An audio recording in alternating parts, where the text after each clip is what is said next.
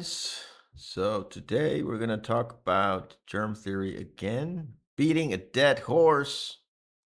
And because there is a large movement on the internet which says that germ theory is wrong and advocates something called terrain theory. Now, my opinion on this is that neither are completely correct. Terrain theory says that it's the body's state of the body which causes disease. The germ theory says that it's bacteria and viruses. So I think that it's neither. It's actually the energetic processes behind the material world that are determining phenomena in this world. And I base my opinion on the homeopathic masters who lived in the 19th century, such as Kent, who advocated the vitalist view on the world. Okay, so um, that is my position. Okay, so that's my position, and a lot of people, I think, are not going to like that, including homeopaths. So there are a lot of homeopaths out there who actually lean towards germ theory and by extension allopathy, right? So you have to be really careful, I think, when you go to a homeopath and check if he's a germ theory fundamentalist, right? Why? Because, for instance, when we had, like the boogeyman disease, when we had the boogeyman disease in 2020, that's like the culmination of germ theory. That's the end stage. And, you know, what did that lead to? Only negative consequences. So, and I was talking to homeopaths in 2020, and I was saying, like, nah, you shouldn't necessarily go to a hospital. I don't think that's a very good idea.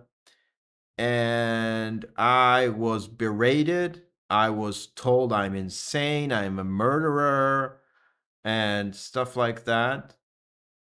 So I think the germ theory leads to a fundamentalist worldview, which also has which many homeopaths subscribe to. Okay, and I don't.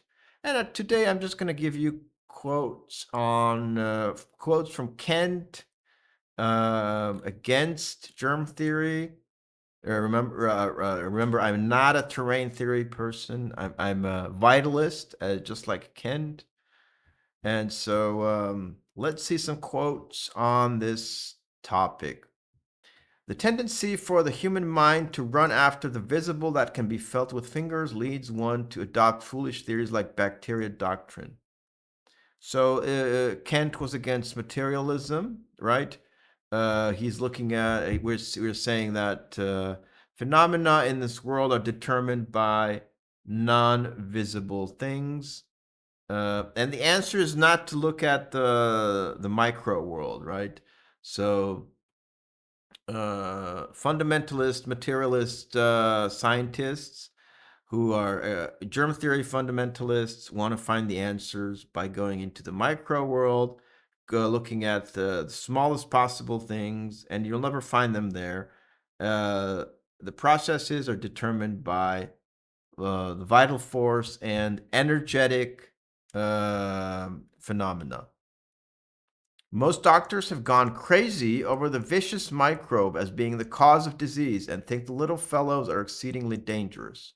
So the problem is homeopaths pay lip service to this. Okay, so if you go to homeopathic college in England, you're going to be taught that the human body is energetic and there's a vital force and blah blah blah blah blah.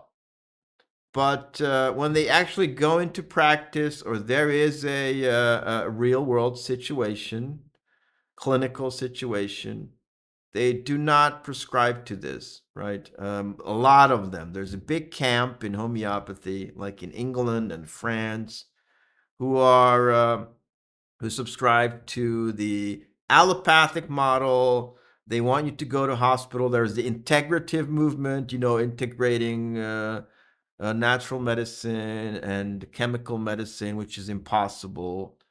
And, you know, so these people are insane, according to Kent.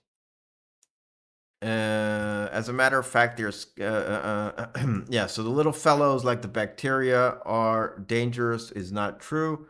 As a matter of fact, they're scavengers. The microbe is not the cause of disease. It is not from external things that man becomes sick, not from bacteria nor environment, but causes within himself. So thoughts and energetic processes are the cause of disease, right? Save the life of the patient first and don't worry about the bacteria. They are senseless things, right? So a lot of homeopaths, you go to a homeopath and then what are they going to do? They're going to send you to like do you know bacteria lab tests or stuff like that. We don't need that for homeopathy. We don't need that for energetic medicine to work. Yeah, it's nonsense.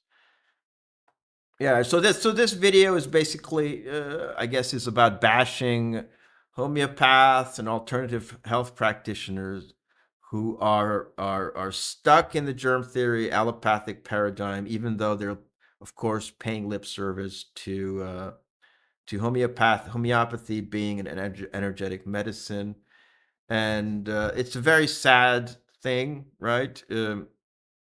If you go to like Facebook and you go to like the professional Facebook groups for homeopaths and say that nah, you shouldn't go to the hospital, you shouldn't take antibiotics, you're going to be labeled as crazy, even though like the founder of homeopathy was talking about this, right? And of course, they are the British, the English, like eclectic groups of homeopaths. They also say Kent, who was the second father of homeopathy, ran a cult, and he's not correct, and stuff like that. So, yeah, I'm sorry to like air these things about the internal professional things about homeopathy, but I mean, maybe if you're a homeopath listening to this, it's important to know about this. And if you're a patient, you might be interested that there's things like this going on in homeopathy. There's an internal debate, and personally, I wouldn't want to visit a homeopath who rejects Kent, right? Both his style of practicing homeopathy and his philosophical views on medicine, right? So that's not a homeopath. A homeopath who is just an allopath and a germ theory fundamentalist is not a homeopath. You're just a person who looked into homeopathy a little bit and then started practicing nonsense. There's a state of insanity in the sciences of the present day. They put all the laws aside in order to accept, for instance, the molecular theory, because they want something that is in aggregate, will be large enough to be felt with the fingers. Here again, we see Kent taking up. Okay. Every body has its atmosphere, just as the Earth has its atmosphere. It's not the smallpox crust that is so dangerous; it is the aura which emanates from it. So there is a field-like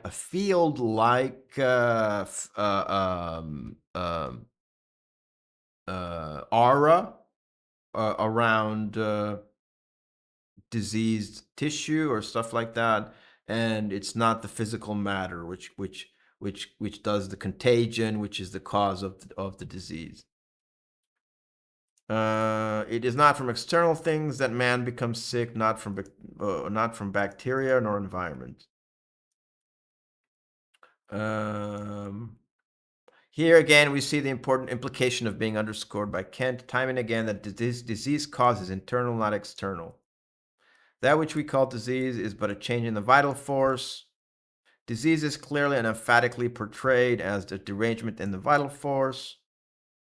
The finest visible objects are but results of things still finer. So, phenomena in this world is determined by fine, invisible processes. And that means it's not invisible because it's so small, like bacteria. It's at a level of abstraction, right? And yeah. The physician who thinks in quantities has only such a crude mind. The rational mind can go far beyond the idea of a molecule. Yeah, so I completely agree with Kent, right? It's good to reject philosophical materialism because it's nonsense, right? And and of course, it might not be a good idea to take the rejection of some concepts of modern science too far. Taking that too far might result in like becoming a flat earther or, you know, stuff like that. A denialist. I'm not a denialist. I just think that certain parts of modern medical cosmology and medical science are wrong. Okay. What else do we have? That which we call disease is but a change in vital force. So I think that's enough. That's it for today, and thanks for listening.